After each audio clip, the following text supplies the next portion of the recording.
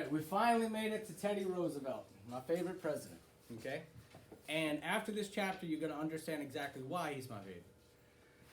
Teddy Roosevelt was a very wise man, very driven man, okay? The thing I like about him is whatever he wanted to do in life, he did it. And there was no excuses.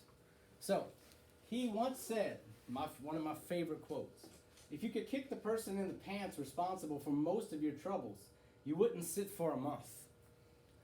In other words, you are the reason why you have troubles. That's Teddy Roosevelt's way of thinking, okay? If you ever go to college and you study philosophy, there's something called locus of control. And locus of control means where is the blame coming from, basically. Some people have an internal locus of control. Some people have an external locus of control.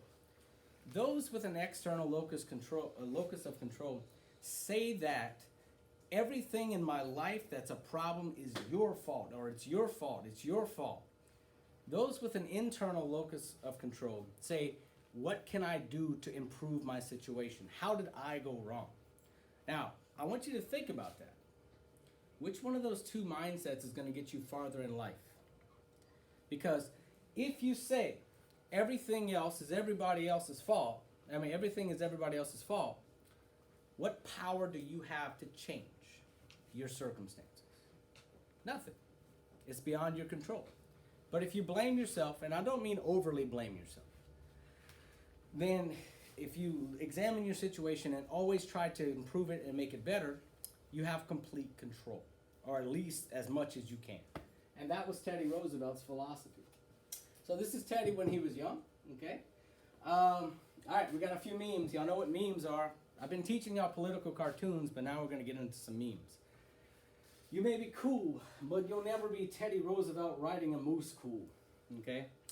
So Teddy Roosevelt went to Yellowstone, which is a national park over there in, where is it at? Wyoming, okay? So it's in the northwestern section of Wyoming. He goes to Yellowstone and he brings the media with him. And in the middle of a speech, a huge bull moose comes out. Okay, this animal weighed over 2,000 pounds. Could have easily killed Teddy. It was completely wild. And Teddy knew that all the newspaper reporters were there with their cameras. So he said, hey, watch this. And he walks up to this wild bull moose that had probably never seen a person, or if they did, it had only been Native Americans, and he grabs it by the horn and hops on its back. And the big bull moose is bucking and everything, and Teddy is riding this bull moose, okay? The bull moose's only way to get Teddy off of his back was to go into the Yellowstone River and try to drown Teddy.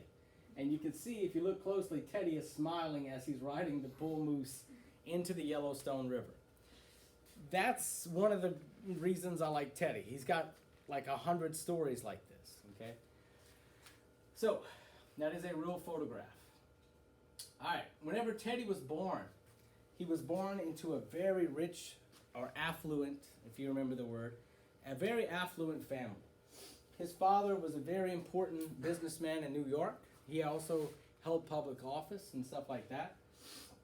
But Teddy was a really sick child, okay? And he was actually so sick that he couldn't go to regular school. So he homeschooled. And his father brought the best teachers and hired them, and they would come and teach Teddy. Teddy had a massive library, okay? Teddy's father, Teddy Sr., had a massive library in his house, and by the age of 7, Teddy was actually reading economics books and stuff like that, okay? Stuff that you don't read till you're like in college. Well, Teddy became one of the smartest people ever, okay? And I say ever, but you know, he's not Tesla.